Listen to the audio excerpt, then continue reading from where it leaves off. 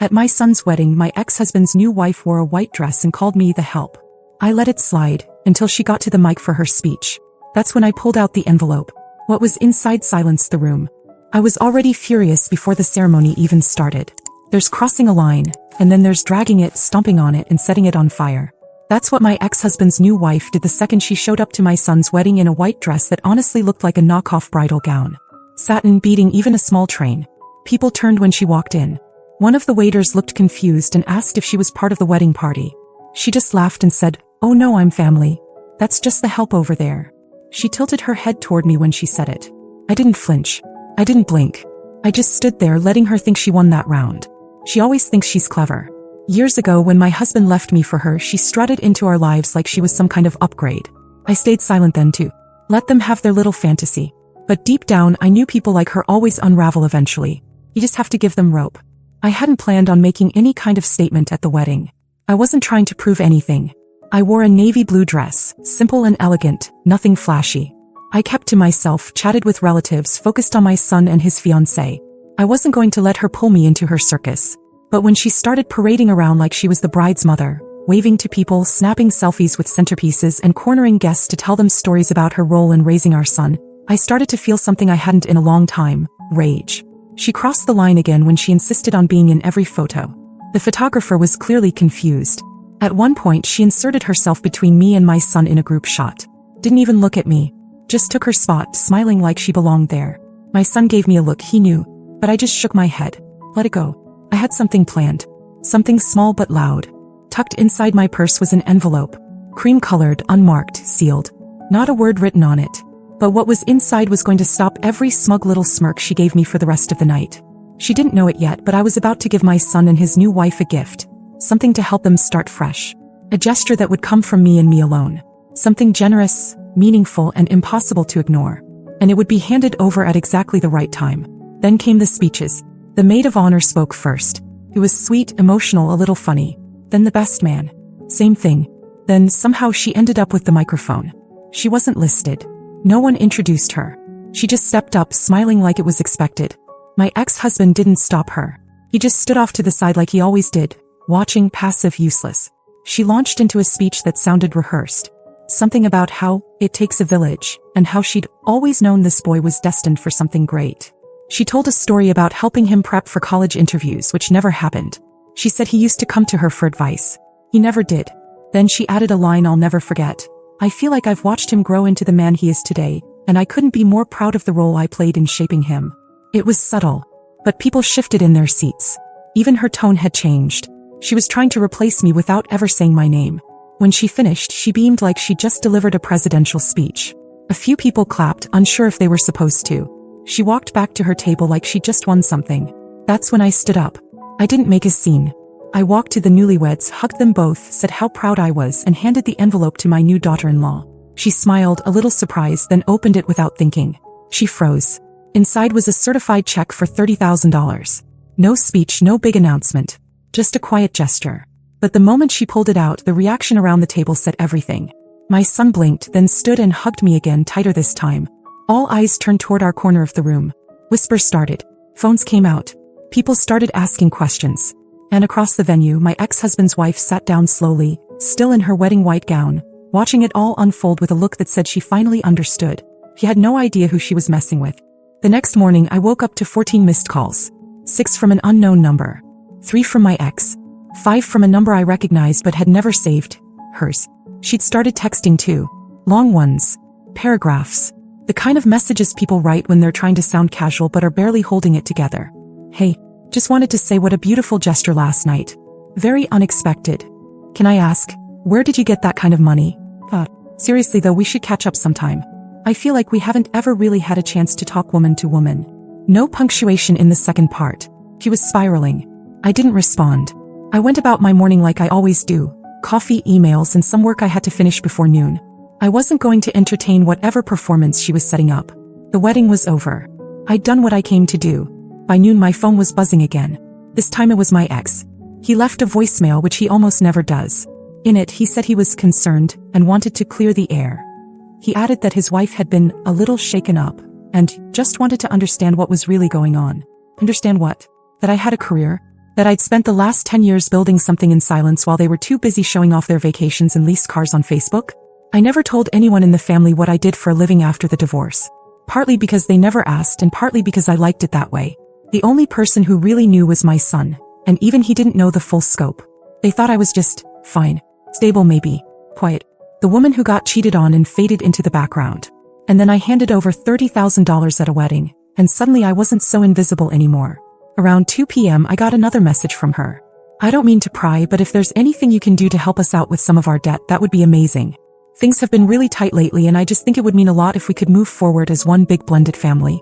I know you want what's best for your son's name, and that means helping us too. That word made me laugh. She wanted to use my son's happiness as leverage.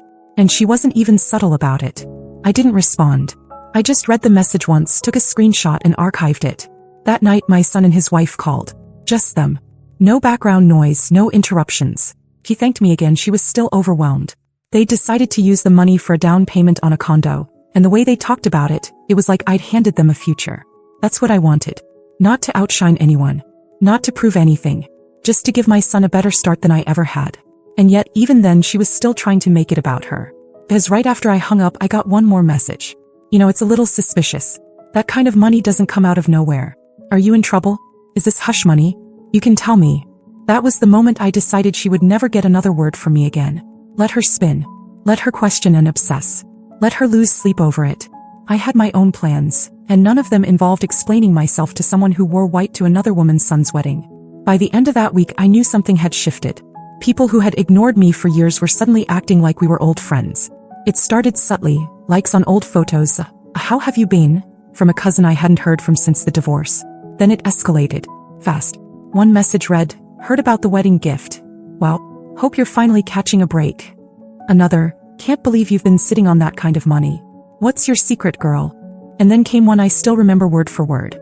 Be honest. Did you marry a rich old man and just not tell anyone? They didn't mean it as a joke. It wasn't curiosity. It was resentment dressed up in fake friendliness. Like they were all trying to smile through clenched teeth, hoping they could get just close enough to sniff out whatever advantage they thought I had. But the one who couldn't take it the most was her. My ex-husband's wife didn't stop calling. Morning, evening, random hours. She'd text if I didn't answer. She sent voice notes, rambling about how we got off on the wrong foot, and how money changes everything, followed by some bizarre story about her childhood and how she always dreamed of a big honeymoon but never had the chance. She wasn't subtle. The begging was buried in layers of passive-aggressive flattery. At one point she said, "You've always had this calm, powerful energy. I think it would be amazing if you could help us out now that you're in a position to." I didn't reply. Not once. I didn't owe her anything. Let her stew. But I could feel her unraveling from the outside. It was like she couldn't handle not knowing. The not knowing was driving her insane. That envelope hadn't just been a wedding gift. It was a threat to everything she'd built her self-image around. She'd spent years painting me as pitiful, bitter, stuck in the past. Now suddenly I was the one holding the cards and she couldn't stand it. Then one afternoon I looked up from my desk and saw him, my ex-husband, standing in the lobby of my office building, looking around like he wasn't sure he belonged there. He hadn't called. No warning. He knew where I worked, but he'd never come by before. I run a private consulting firm. High-end clients, all word of mouth. No sign on the door, no website. Just a name on a lease and a locked front entrance. I built it slowly, carefully after the divorce, while he and his new wife were busy buying designer furniture on credit and posting inspirational quotes about second chances. I stepped into the hallway and stood there, arms crossed. He looked nervous. He said he just wanted to check in. Asked if I had 5 minutes. Against my better judgment, I nodded. He didn't waste time. He said things had been hard at home, that she was sensitive, and the wedding had stirred up a lot of emotions. Then he looked me straight in the face and said it. I miss what we had. Not who I thought she was. Honestly, I think I made a mistake. He didn't even hesitate. Just dropped it like he was asking for the time. This man had blown up our life. Left me for a woman who mocked me openly at family events. Who wore white to my son's wedding. And now, because I handed over one envelope, he wanted to walk back through a door he'd slammed shut a decade ago? I didn't speak. I didn't argue. I just turned and walked back into my office. Closed the door. Sat down and resumed my work like he hadn't said a word.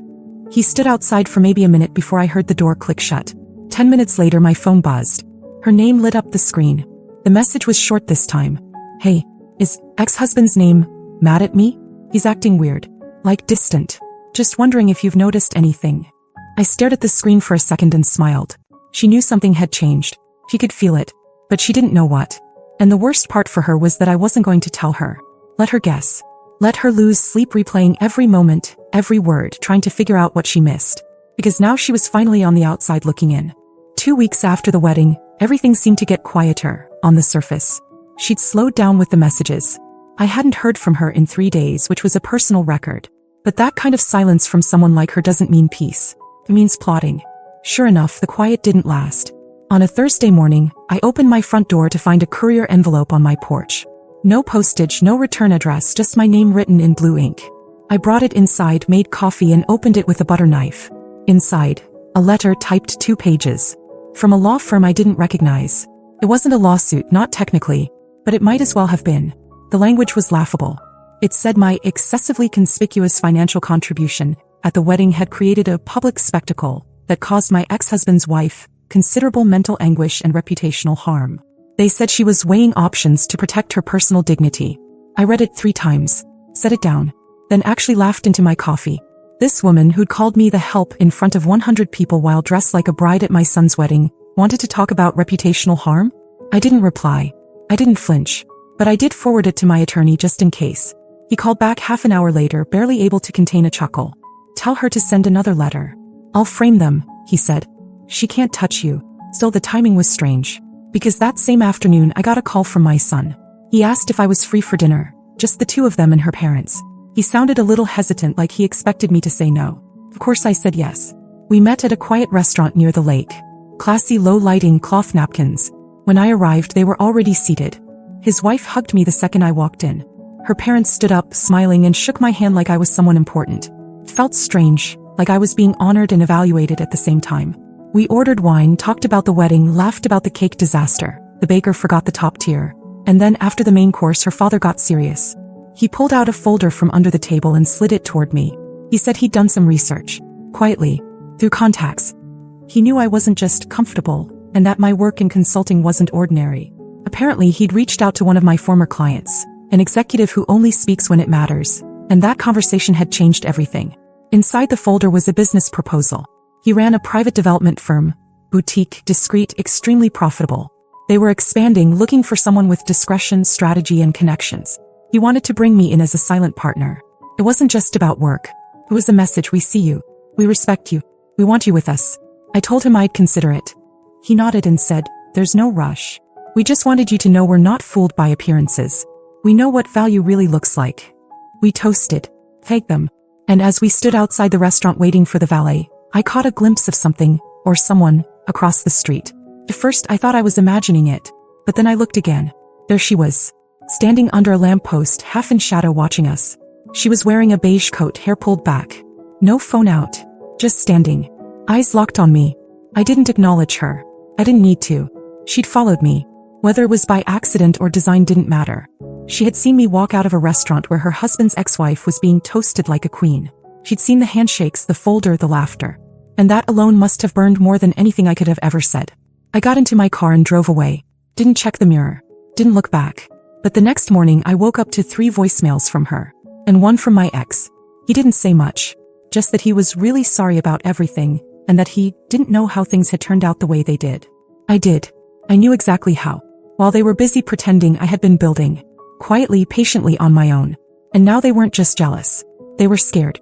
A few days after the restaurant, everything shifted again. This time it came in the form of an invitation.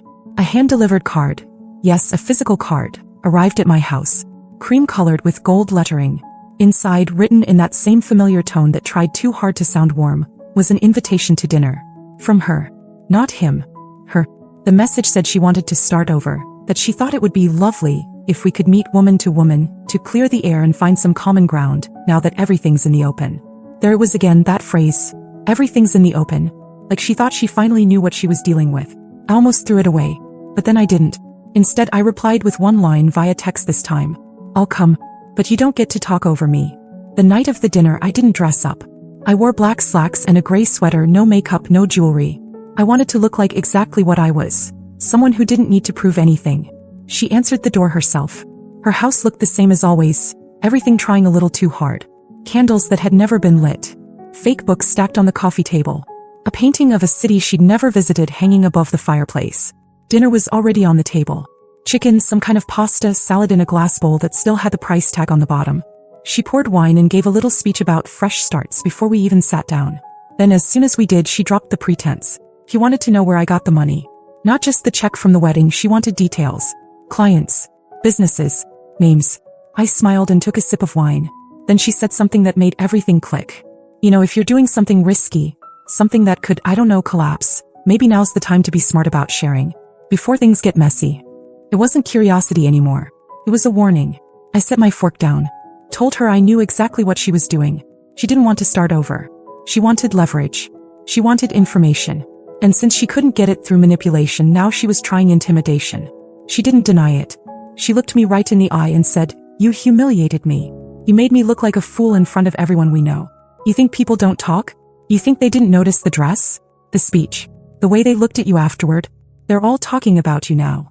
I waited. Let her finish. Then I stood up, picked up my glass and said, "Yes, they're talking. And I've earned every word." She followed me to the door. Still trying to talk. She said I was being selfish. That I was isolating myself from the new family. That she and my ex were struggling, and it wouldn't take much to break things. Then she added one last thing. "He's been thinking about you. He says your silence is louder than anything I've said in years." I looked at her for a long moment. Then I told her the truth. Not about my money. Not about my business. Just this. You think silence is weakness. It's not. It's distance. And that distance, it's the only reason I still have peace. Then I left. That night I didn't sleep much. Not because I was scared, but because I knew what was coming. When someone like her realizes she can't win with charm and she can't win with threats, she reaches for the last thing she has. Destruction. And she had no idea that everything she was about to try? I'd already survived worse. She didn't wait long. Less than a week after the dinner it started. First came the rumors. Clumsy, obvious ones. A mutual acquaintance called to tell me someone had asked if I was under investigation. Another person said she'd heard I'd been quietly fired from some high-profile position I never even had. I didn't respond. I didn't correct anyone. I let it all sit. Then the calls began again. This time from numbers I didn't recognize. One voicemail said, "We're doing a background check, just routine." I traced the number. It was a friend of hers. Or maybe a favor she begged for. Either way, it was pathetic. It escalated fast. She started messaging my son's wife. Asking questions. Dropping hints. Making it sound like she was concerned about my mental state. My daughter-in-law forwarded the messages to me without saying much, but I could tell she was angry. Very angry. The next morning, I received a screenshot from my son. It was a text from his stepmother. She'd written, "I don't want to start anything, but your mom might not be as stable as she seems. Just saying. People are asking questions." That was it. My son called her. I don't know what he said. But after that, she didn't call me again. The following week, I got an email from my ex. The subject line just said, "I'm sorry." He wrote 3 paragraphs about how everything had gotten out of hand. He said he didn't realize how damaged things were until he saw it up close.